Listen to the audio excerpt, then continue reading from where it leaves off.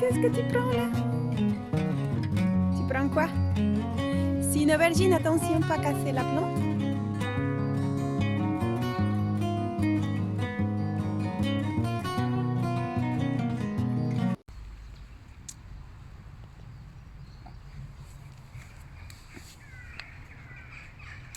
Bueno, est-ce que ça se mange? J'ai envie de le mettre à la casserole. Regardez encore. Les amis, si ça se mange, dites-le moi. Regardez quelle beauté, regardez-moi ça, comme ils sont beaux. Regardez-moi ça. Regardez celui-là comme il est magnifique. Il est vraiment très beau. Regardez. Les amis, après 4 mois, la seule chose que j'ai sorti, c'est juste ça pour un bac de 20 litres plus ou moins. Et c'est juste 4 mois. Après, c'est la première année. L'année passée, j'ai rien eu. Mais bon, ça fait déjà un petit repas.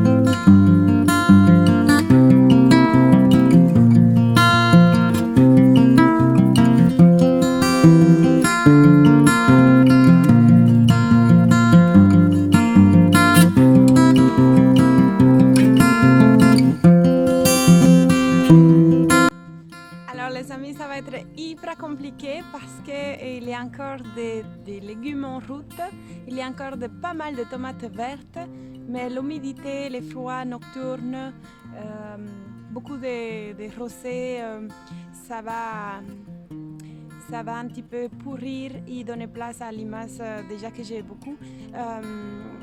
Je vais décider malheureusement oui, parce que c'est quand même les derniers légumes d'été, tout. Je vais devoir tout ramasser et commencer maintenant à faire un plan pour l'hiver.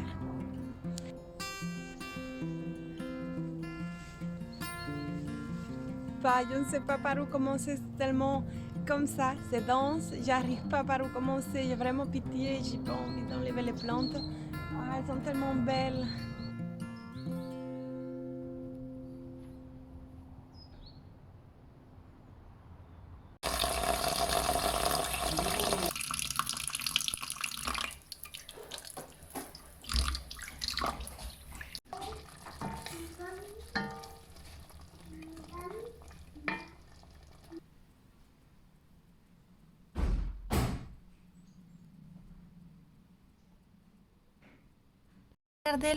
Regardez, ce sont des petites graines de salade qui sont tombées là par terre. Ils sont en train de germer. Regardez, ce sont des petites graines. Je ne me rappelle plus. Mais en tout cas, c'est assez marrant de voir comment il y a toutes les tomates qui poussent maintenant.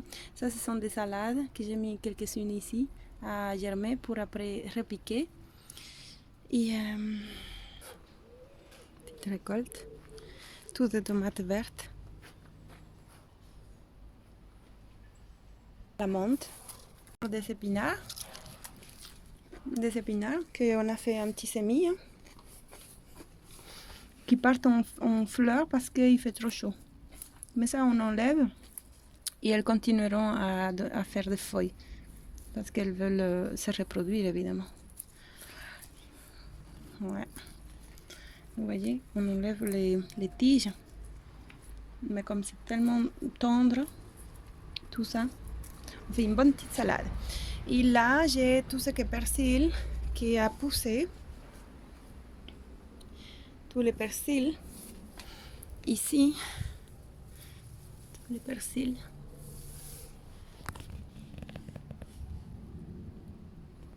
Là, j'ai un semis encore de... Ça, c'est la mâche. Donc ici, c'est de la mâche, des semis de mâche. Là, c'est des oignons, semis d'oignons. Et là, c'est un autre semis d'épinards. Comme ça, c'est fait. Et j'ai mis encore, vous voyez, j'ai mis encore, tout ça, c'est des persils, épinards, la menthe. Et alors, tout ce qui est oignon pour attendre qu'ils poussent bien, pour les séparer. Ici, c'est la mâche, tout ce qui est mâche, avec quelques oignons là-dessus. Les épinards qui vont commencer à grandir, il faut bien les arroser avec de l'azote, hein, de l'urine, des purin d'ortie, etc. Même là, sur les petits coins là, ils poussent.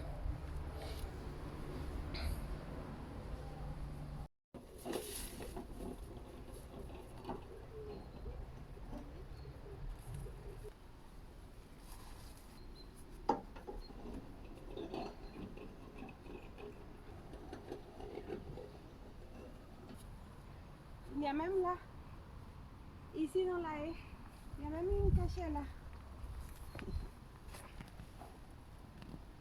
Regardez bien.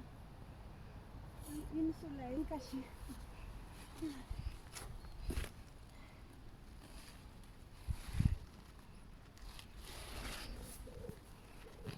Vamos hasta la casa.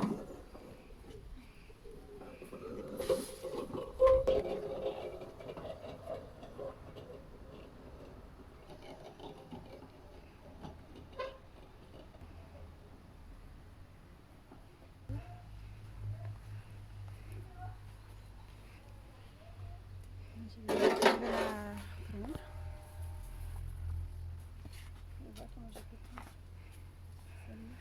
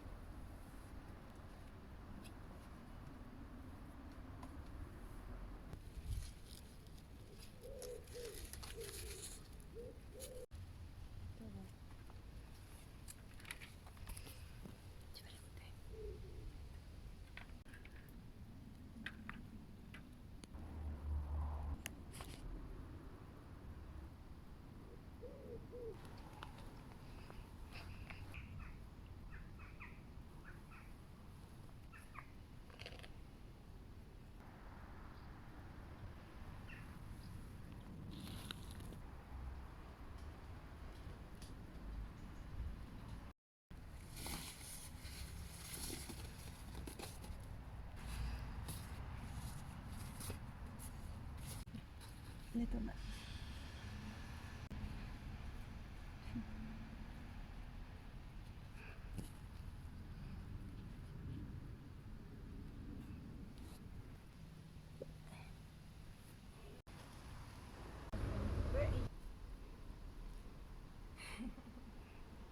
Alors les amis, nous arrivons à la fin de cette vidéo.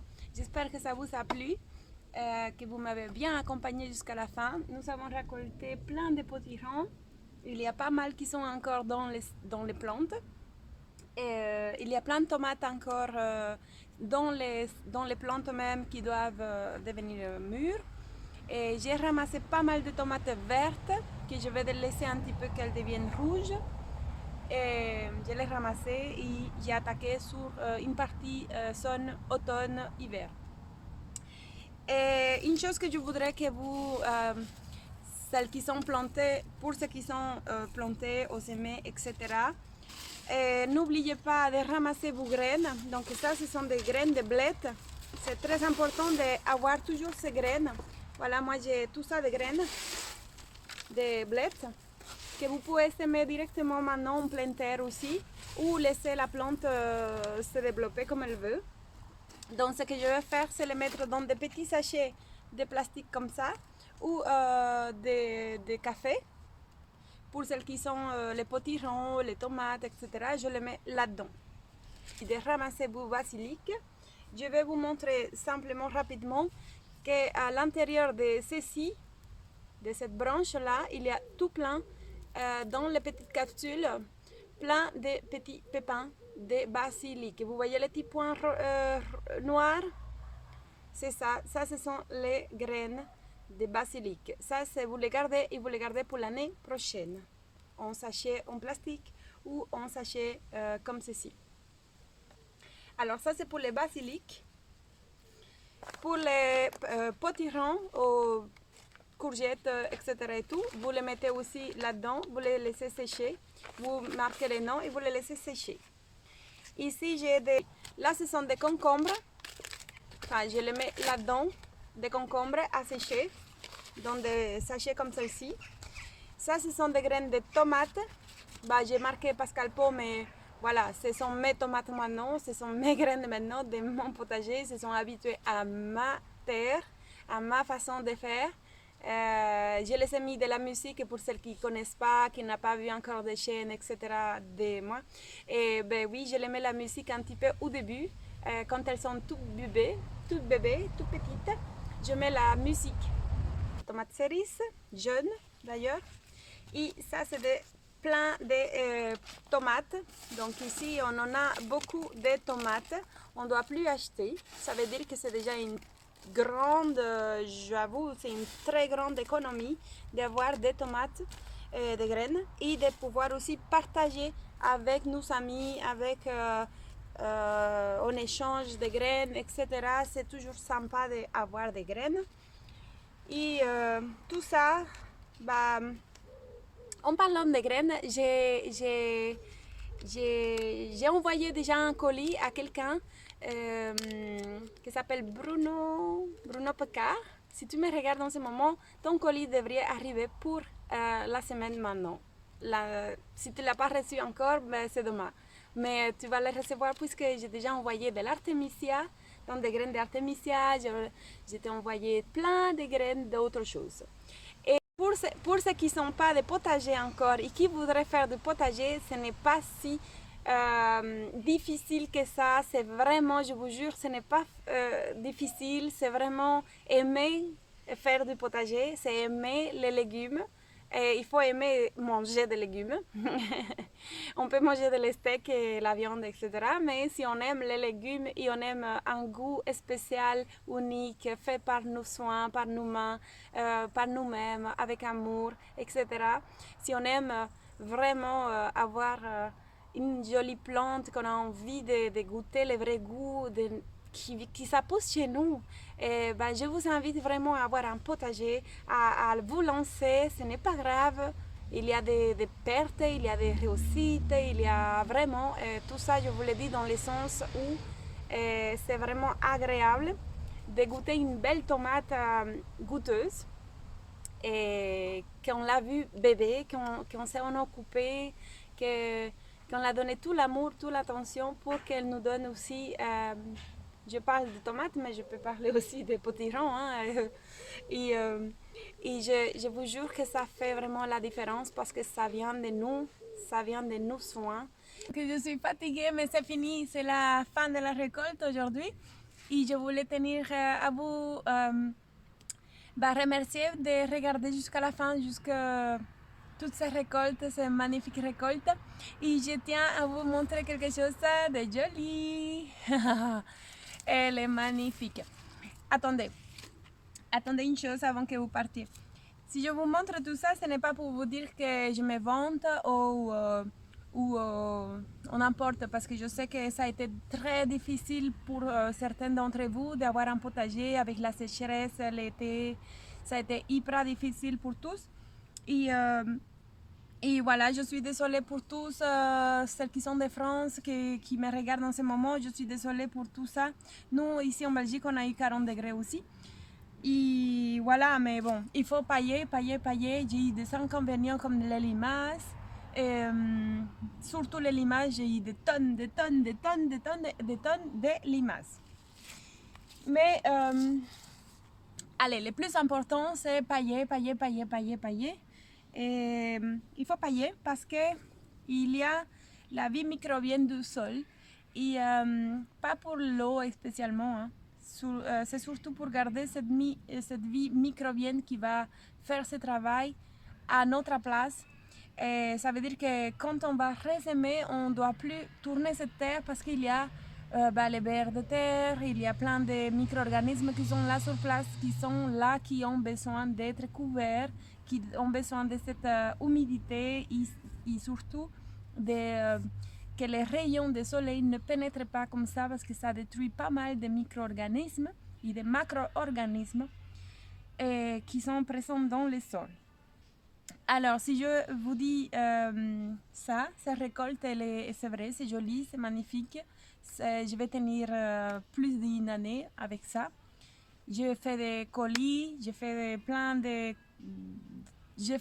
conserves pour toute l'année. Si je vous dis ça, c'est parce que ce n'est pas difficile d'avoir ça.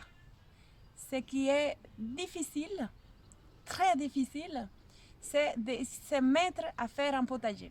Ça, c'est difficile. Parce que tout ça, c'est facile à faire. C'est facile à faire quand on a envie de le faire. Voilà, c'est ça que je veux dire. Après, il y a des gens qui n'ont pas la possibilité parce qu'ils sont en appartement, etc., etc. Mais moi, tout ça ici, tous ces petits, vous voyez ça, des patates douces et tout ça, moi, je les ai cultivés en bac. Et quand on dit bac, on peut dire qu'on peut planter beaucoup de choses en bac. Si on s'y prend, si on a l'imagination, on peut avoir des choses en bac.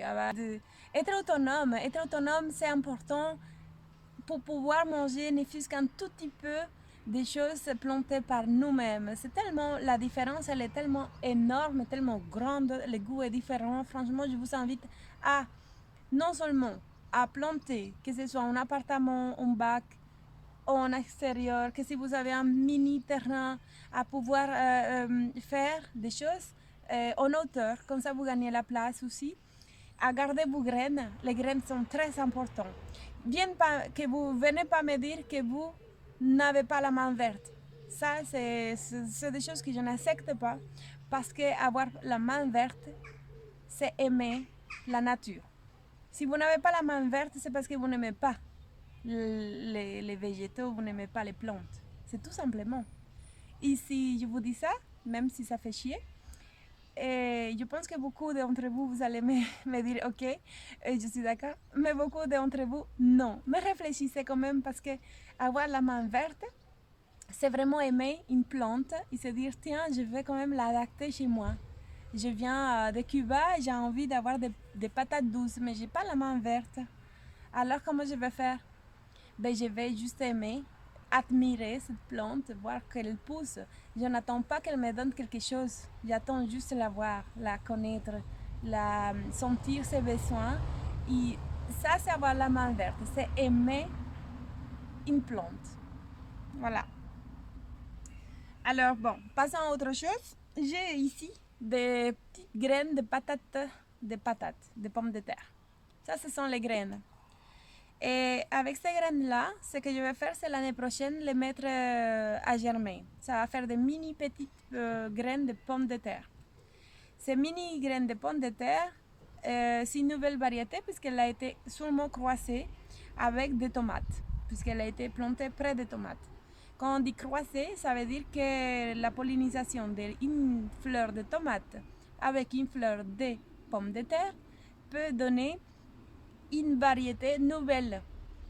Et ici, c'est une variété nouvelle qu'on peut déposer, qu'on peut dire, ok, c'est ma variété, je peux la déposer et je vais déposer,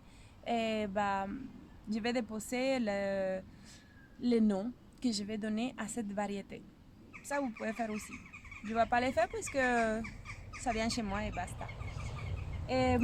Ici, quand on parle de garder vos graines, c'est important parce que c'est important de garder des graines. Regardez comme c'est joli. Vraiment, c'est très beau. Aussi, j'ai pas envie de croquer tout de suite parce que j'ai envie de les faire à la vapeur. Désolée. Mais j'ai envie de les faire à la vapeur d'abord. Et regardez, mais si j'ai envie de garder les graines de celle-ci, je dois laisser sécher ça. Et puis après, l'année prochaine, je ressème ça pour pouvoir avoir beaucoup plus cette variété-ci. Pour les potimarrons, potirons, courgettes de Siam, courgettes de Cécile, il y a des variétés que j'ai ici. Et il y a potiron atlantique aussi, mais ça a été donné par Christelle, une fille que j'ai rencontrée lors d'un échange. Et il y a les tomates, bien sûr, de Pascal Pau, mais j'en ai eu d'autres aussi du commerce qui ont très bien marché, donc je ne peux pas dire que Pascal Pau et commerce, tous les deux, ils ont bien donné. Franchement, j'ai eu des colis, je pense que j'en ai pour une année entière. Je me régale tous les jours avec une sauce tomate fait maison, avec de l'ail fait maison, tout est fait maison. Il faut aimer les légumes, hein? Ça on est d'accord, hein? Il faut aimer les légumes, on aime bien les steaks de temps en temps, mais il faut aimer surtout aussi beaucoup les légumes. Et ici j'en ai pour 300. J'arrose, mais j'arrose juste les semis. Les semis d'épinards, les semis de mâche, tout ce que je commence avec des graines, ils ont besoin de l'eau. Une fois sur place, non, j'ai plus besoin. Voilà, les amis, nous nous voyons la prochaine fois avec une vidéo exceptionnelle. Ça va être avec quelqu'un que vous allez connaître bientôt, très bientôt, ça va être une surprise. Et je vous réserve cette petite vidéo pour vous pour plus tard. Et il faut un petit peu de temps, mais c'est quelqu'un de formidable, c'est quelqu'un que, voilà, il faut écouter. Pas tout le monde, mais c'est quelqu'un de formidable et vous allez le connaître bientôt, très bientôt. Ça va? Même si je prends un petit peu de temps pour faire une autre vidéo. À bientôt! Au revoir!